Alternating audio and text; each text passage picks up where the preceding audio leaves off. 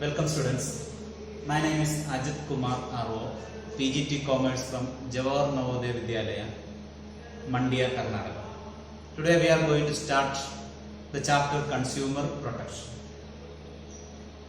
Consumer Protection, this chapter says about the various rights of consumers, responsibilities of the consumers, and what are the consumer redressal forums available to protect the interest of the consumers, and some NGOs and their objectives for consumer protection. So let us start the chapter by saying that who is a consumer? Who is a consumer? Consumer is any person who buys any goods for a consideration. Their consideration means for paying some return. So any person who buys any goods for a consideration which has been paid, means which has been already paid or promised, or partly paid and partly promised, or under any scheme of deferred payment, or under any scheme of deferred payments. It includes any user of such goods, any user of such goods which such a use is made with the consent or approval of the buyer. It includes any user of the goods, such a use is made with the approval of the buyer, but does not include a person who obtains the goods for resale or for any other commercial purpose. So the person who buys a goods by paying certain consideration, whether it has been paid or promised, or partly paid or partly promised, or under any scheme of deferred payment. That includes any person who uses that goods with the approval of the buyer, but does not include a person who obtains the goods for resale or for commercial purpose. So that is regarding goods. In the case of service also same definition is applicable. Instead of goods you have to write the service. That means any person who buys any service or obtain any service for a consideration which has been paid or promised, or partly paid and partly promised, or under any scheme of deferred payment. It includes any user of such goods when such a use is made with the consent of the buyer, but does not include any person who obtains that service for resale or for any commercial purpose. That is regarding the definition of consumers.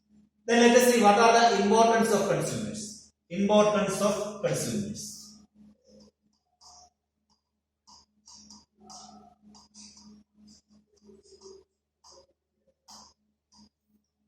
Importance of consumers, we can say from the point of view of business and from the point of view of consumers. Importance of consumer protection. Importance of consumer protection from the point of view of consumers and from the point of view of business. Let us see from the point of view of consumers.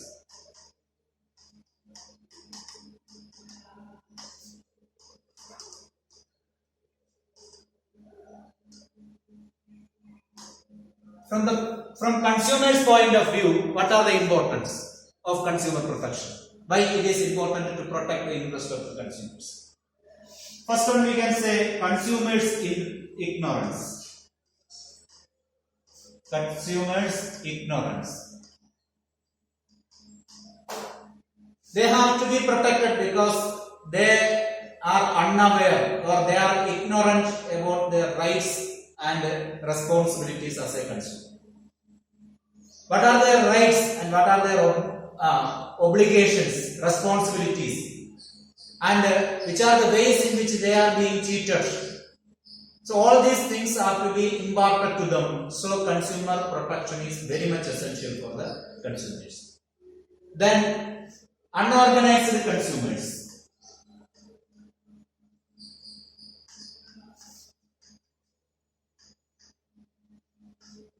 Consumers are unorganized, they are scattered, they have no organizations. Everywhere there are consumers, but there is no organization for them. So since they are not having their own organization to protect them, or they have no union or an association is not there for them, they have to be protected. Then next one is widespread of exploitation.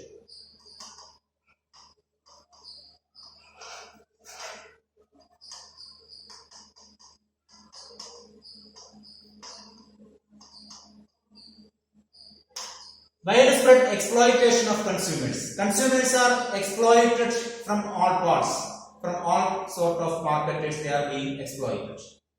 So since they are being exploited by either the quality of the product or the price they paid for the product, in all the way they are being cheated. Either this false weight and measures, or in all the ways they are being cheated. So since they are cheated from all the ways, they have to be protected. Now, what are the importance of consumer protection from the point of view of business? From business point of view.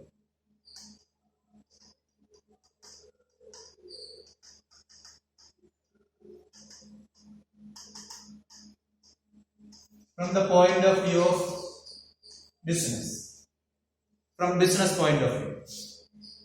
The first point we can say long-term interest of business. Long-term interest of business.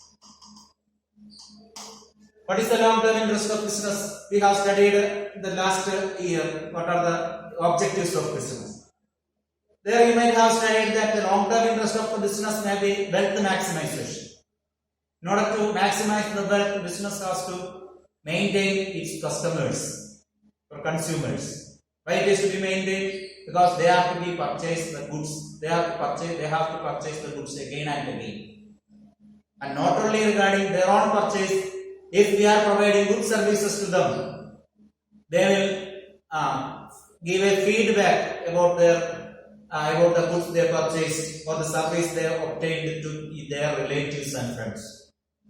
So if we are giving good services to the consumers, that consumers will keep on purchasing from us, and they will give good feedback to others, and their friends and relatives may come and purchase the products from us. So in order to exist for long term, business have to put forward some initiative for consumer protection. The next, business uses society's resources.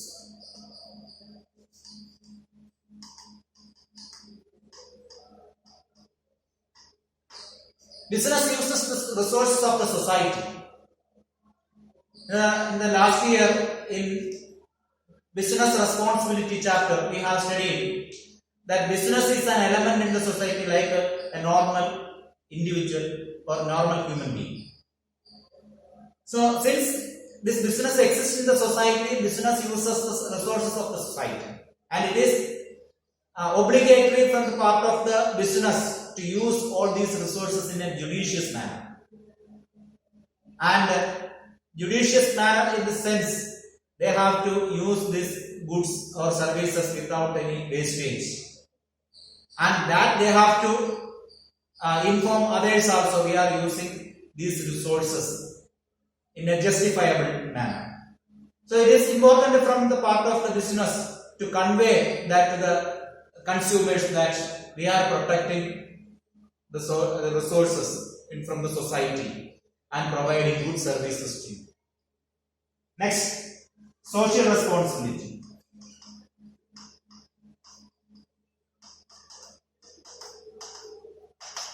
Since the business uses social resources, it has certain social responsibility also.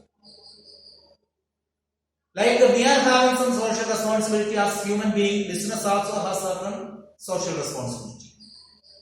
So it is the responsibility of the business to provide the services to the consumers in a fair manner. So it becomes obligatory from the part of the business to give some education to the consumers, protect the consumers. Then next, moral justification.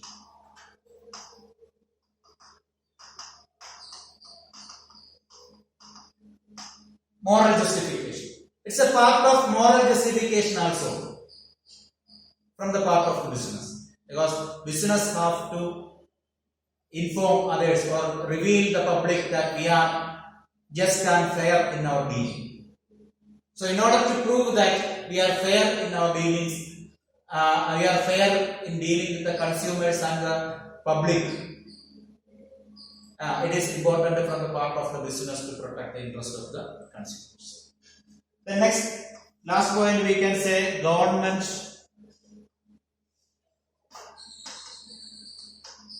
interventions.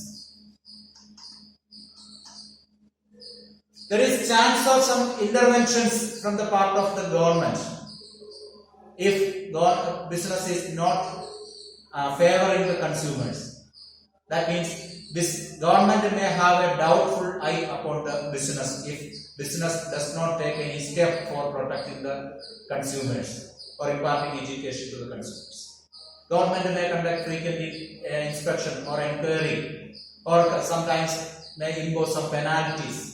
So in order to escape from all these things, business will initiate some step for protecting the consumers. Then let us see the rights of consumers. Consumers are having certain rights which are assured by the Consumer Protection Act 1986. Consumer Protection Act 1986 gives some rights to the consumers, and we are going to see which are those rights. Consumer rights.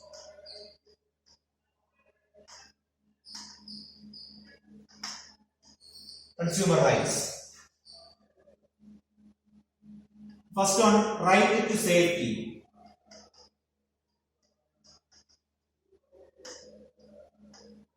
Right to safety.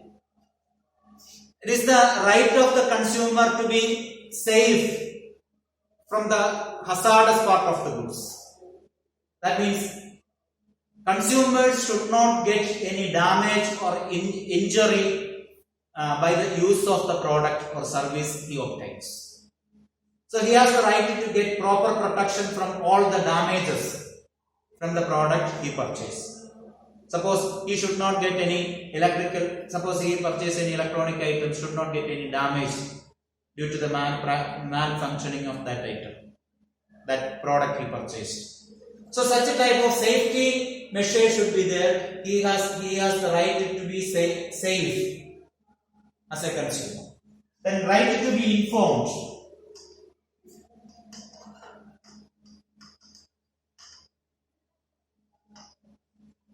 So the customer has to be informed about the pros and cons of the product he purchased, or the advantages and disadvantages of the product, or problems which may arise in the malfunctioning of the product, or if we use the product in a wrong way, what are the problems may arise. All those things have to be informed.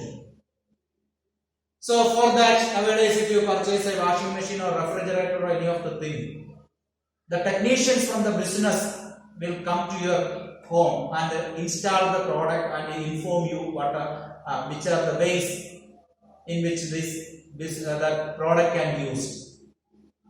What are the problems if you use that product in a wrong way? So in which way we have to keep that product working? All those things will be informed to you and will collect your feedback. So that is part of your right to be informed. The next one, right to choose.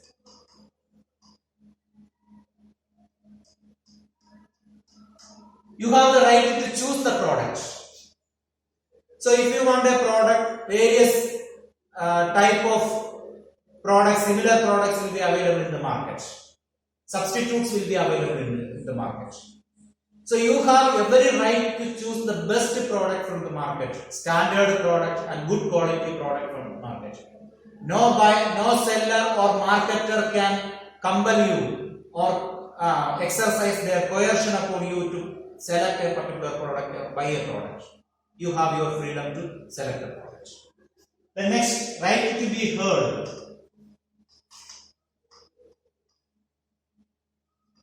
Right to be heard. It is the right of a consumer to be heard about your complaint. If you have any complaint, you can straight away call the consumer center of the business. That's why nowadays the business organization establishes and maintains certain consumer grievance cell for receiving the complaints and rectifying. That is because of your right. You have the right to get your complaints rectified. Then, if not rectified, you have the next right to seek redressal.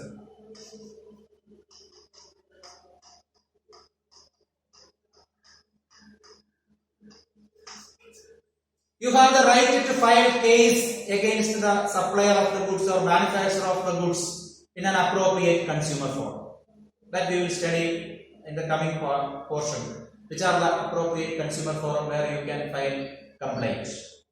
So that right is there with you. You can file a complaint in an appropriate consumer forum. Then last one, right to consumer education.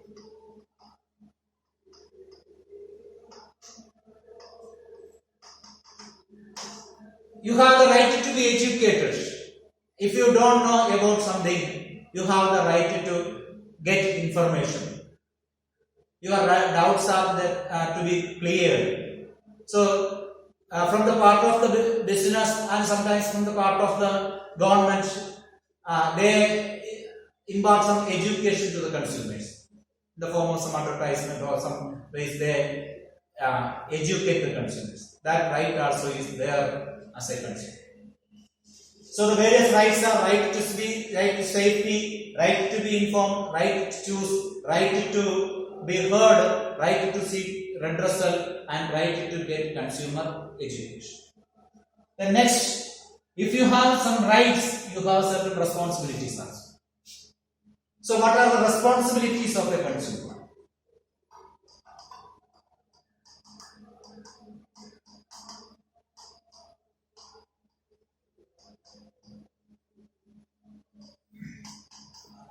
What are the responsibilities of a consumer?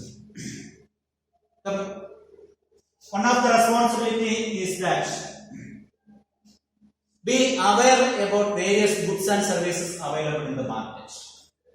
Be aware about various goods and services available in the market.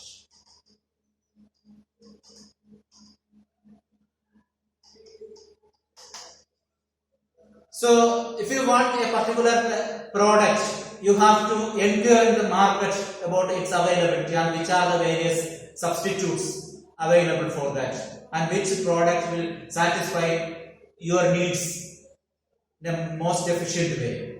So, all these things you have to be aware. The various services available in the market for satisfying your needs, or various goods available in the market to satisfy your needs, all these things have to be known to you before purchasing a product.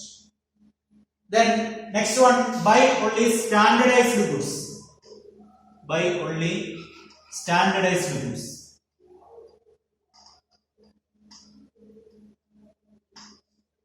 Cheap goods or substandardized goods should not be purchased. You have to purchase only the standardized goods, having certain quality verification mark. Suppose ISI mark will be there for certain electronic items.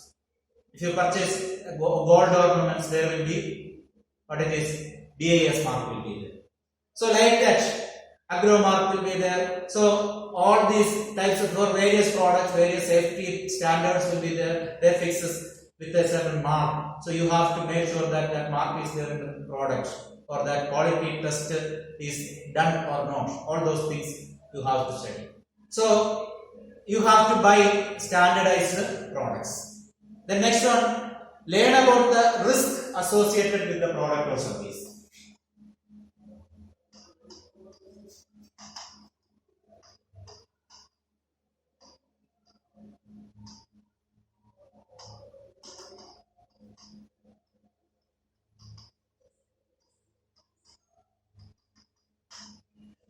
Learn about the risk associated with the product or service. What are the risks associated with the product or the service should be known to you. So you have to learn. It is your obligation to ask your doubt and clear that from your supplier.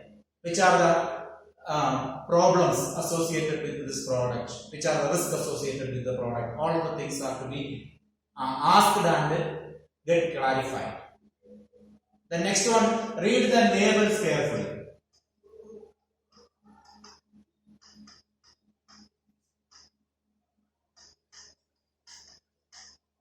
But why should you read the label carefully? Because in the label which is attached along with the product, all the information will be there related to the product. The price of the product, manufacturing date, expiry date, contents, ingredients, all the things will be there related to the product and certain statutory warning marks. So all these things, in order to know all these things, in order to understand all these things, you have to read the label carefully. The next, assert yourself to ensure that you get a fair deal. Assert yourself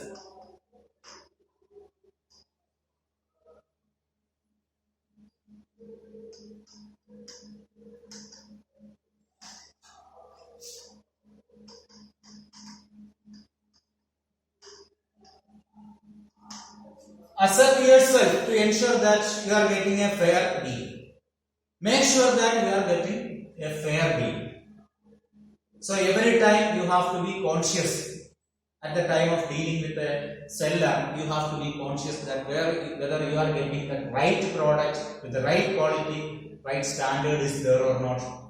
And regarding the service also, you have to assure that the service is right or standard service you are getting. All the things are to be known. The next, be honest in your dealings. Be honest in your dealings.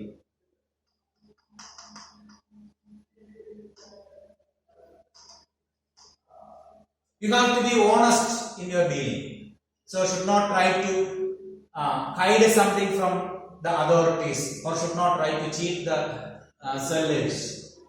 So you purchase the right product, legal product you have to purchase. In a legal manner you have to purchase. So your dealings with the seller should be lawful. And next one, ask for a cash memo.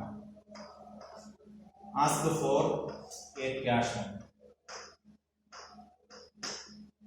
You have to ask to get a cash receipt for the product. By paying the money, you have to ask for the receipt. That receipt is the proof that you have purchased the product, and that will have its own use by filing a complaint in the appropriate consumer forum. So that is a must. You have to obtain a receipt. That is an evidence that you purchased the product. Without that, you cannot justify, you cannot prove in front of any of the court or in front of anybody that you have purchased the product. So in order to have a proof that you are the customer of that product, you should have the cash memo. That's an important thing. So next one, file a complaint in an appropriate consumer forum. File a complaint in an appropriate consumer forum.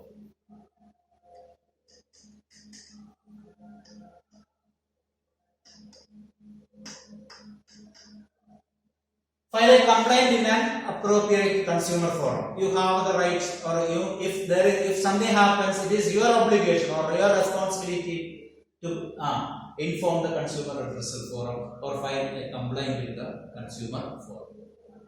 The next, you can form a consumer society. Form consumer societies.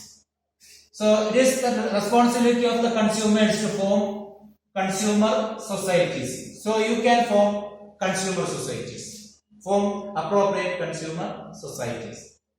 Then next, the last one, respect the environment. Avoid wastage, littering, or abstain from polluting the environment. So respect the environment.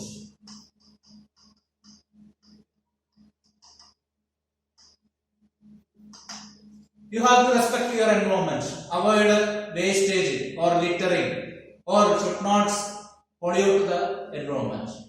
So all these are your rights. Then, in order to protect the consumers, we have various laws available in our country. We have Indian Contract Act, Sale of Goods Act is there, Mercantile Law is there. So, like that, various laws are there.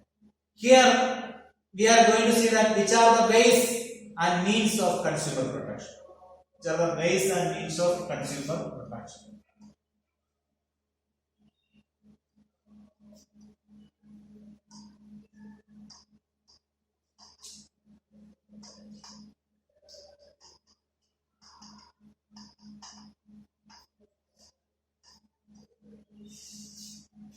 The first point is self-regulation by business.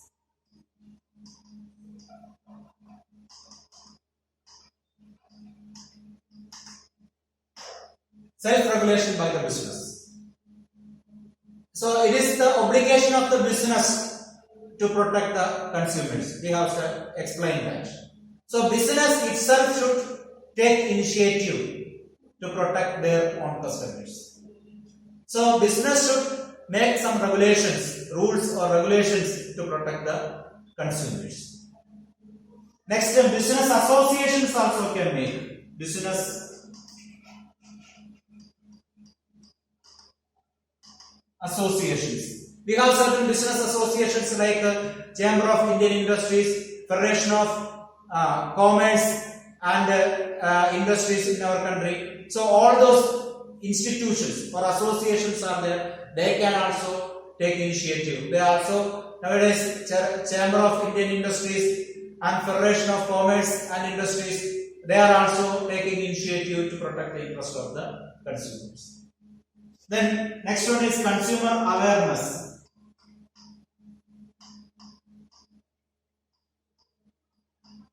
Consumer awareness. Consumer themselves to be aware. So nowadays there are various ways to get the information about the default of certain products. We have certain social medias, we have some other news channels are there, newspapers are there. So in all those ways we are getting the information about some defect of the products or services available in the society. So we have to get the knowledge about that and to we have to understand all those consequences and get the awareness. Next, consumer organizations.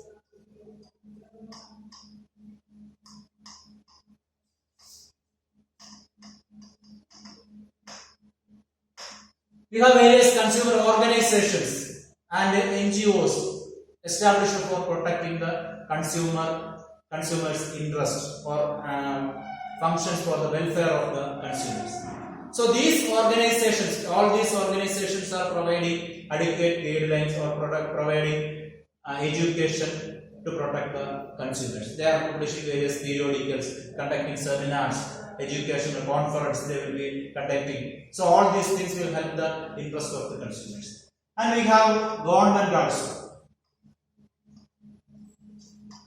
Government, time to time they publish certain advertisement we can see in various TV channels and other medias. Various advertisements and various educational programs are there coming from the part of the government to educate the consumers. So these are all the various ways and means of consumer protection. Then let us see various redressal agencies under Consumer Protection Act 1986, which are the various redressal agencies present for consumer protection. So various agencies are there where we can file our complaint. So let us see, before understanding about the various redressal agencies, we should have an idea about who can file a complaint. Who can file a complaint? Who can file a complaint?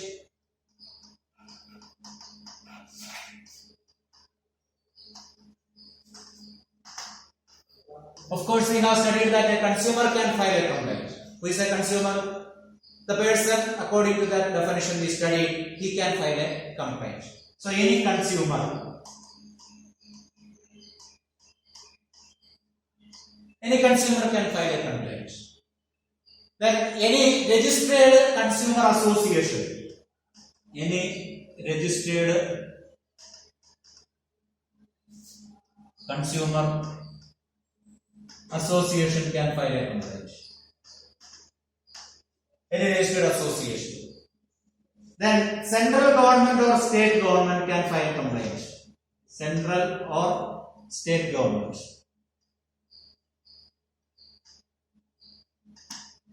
Central government or state government can file a complaint. Then one or more consumers on behalf of the numerous consumers. One or more consumers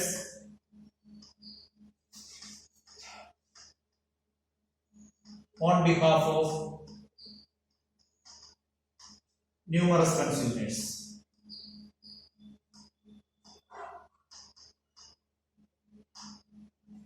So, for the benefit of the public or for the benefit of a consumer community, one person or one consumer or more than one consumer together can file complaint. Then, last category, the legal heir of the deceased person.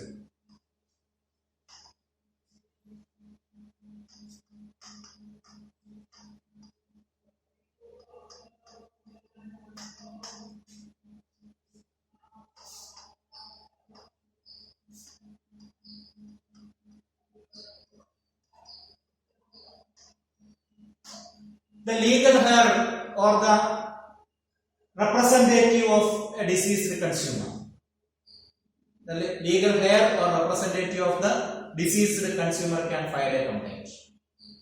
So these are the persons who can file complaint in the appropriate consumer forum.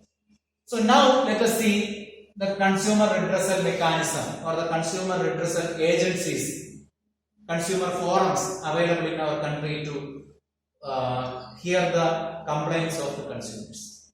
So we can say it as consumer redressal forum.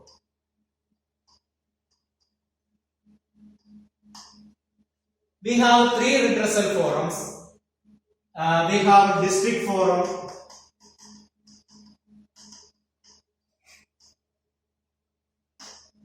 then have state commission,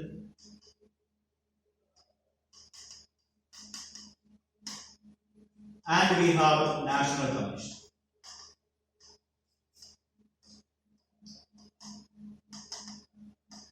We have district forum, state commission and national commission. So in a district, in your district you will have a district forum. There how you can file a complaint. Before that we can discuss about the management of the district forum. A district forum consists of one president and three other members, one of whom should be a woman. One president and three other members, one of whom should be a woman. And there you can file a complaint for a compensation for up to 20 lakhs. You can file a complaint for compensation up to 20 lakhs. So that is the method. In district forum you can file a complaint for a compensation up to 20 lakh. Beyond that you cannot file complaint there. So in which situation you can file a complaint in district forum? The main thing is that you should have whether your complaint or the damage in the question should be less than or equal to 20 lakh. And in that district forum, one president and three members will be there, and one of them will be a woman. And next is state commission. State commission comes in the middle tier. There, in management, there will be one president and three members. Like district forum, one president and three members will be there, and one of them will be a woman. And there you can file a complaint for a compensation above 20 lakh and up to a maximum of 1 crore. You can file a complaint above 20 lakh up to maximum of 1 crore. Not only that, if you are not satisfied with the decision of the district forum, you can file an appeal in the state commission. That should be within 1 month of the decision of the district forum. Sorry. So in district forum, you can file complaint in two ways. One, for a compensation exceeding 20 lakh and up to 1 crore, and you can file an appeal against the decision of the district forum. If the decision of the district forum is not in your favor, you can file an appeal against that decision. And the last one, National Commission. National Commission is the forum which is there in the national level, which includes one president and 4 other members. Not 3, 4 members are there. So out of them, one will be a new one. There you can file a complaint for a compensation above 1 crore. For a compensation above 1 crore and appeal against the decision of the State Commission. You can file a complaint for an appeal against the decision of State Commission to the National Commission. So that is all regarding National Commission. And one more thing regarding the appeal. If you are not satisfied with the decision of the National Commission, where you can go, you can give a complaint to the you can give its appeal to the Supreme Court. So if you are not satisfied with the decision of the National Commission, you can file appeal in the Supreme Court. Okay, so these are the various redressal forum available in the consumer, available for the consumers. Now, the role of consumer organization and NGOs. So that is our last topic in today's section, the role of consumer organization and NGOs.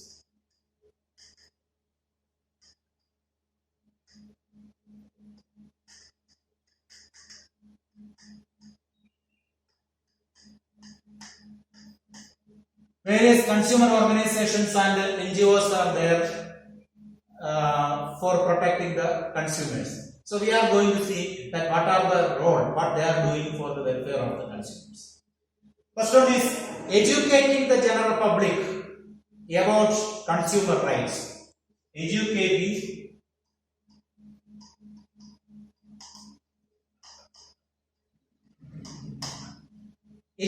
the general public about their consumer rights. What are their rights as a consumer? So all these things, related to all these things, information is provided to them.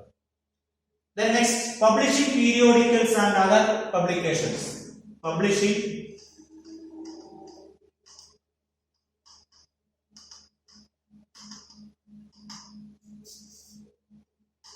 so they publish certain periodicals and other publications for protecting the consumer interest. So periodicals in that their rights or various things available in the society for their welfare, all those things will be revealed to them, and some other publications also there. So some pamphlet or some other handouts they publish and circulate, all those things. The next, carrying out competitive testing of consumer goods.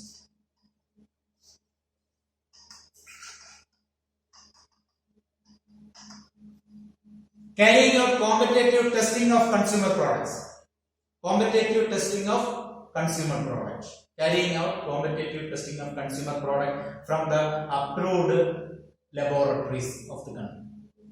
So frequently, on a systematic way, they collect the products in the from the market and test those products and find it out that whether it is suitable for consumption. So they test all these things from the approved laboratories of the country.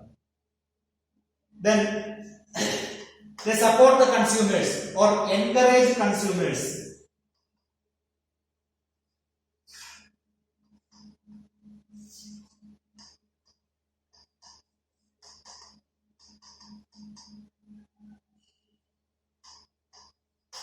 They encourage the consumers to protest strongly about for their rights.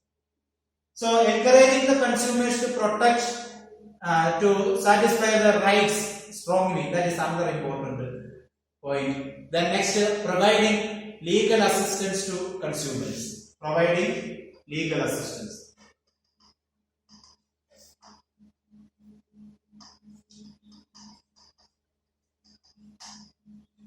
Providing assistance to consumers for satisfying their legal needs. So next point we can say that filing complaints in appropriate consumer forum on behalf of the consumers. Filing complaints in the appropriate consumer forum.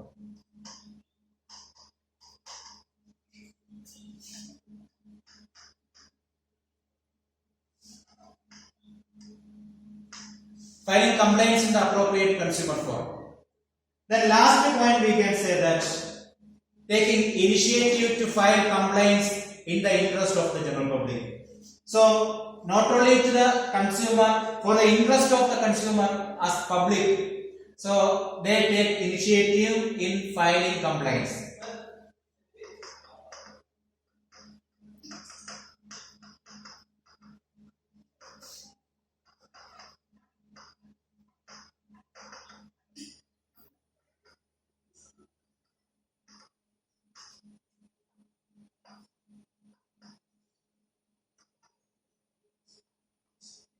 Filing complaints in the appropriate consumer forum for the benefit of the public. So these are all the various topics which are there in our chapter. So the consumer protection chapter ends here. You have to go through all the contents once again and clear your doubts. Thank you.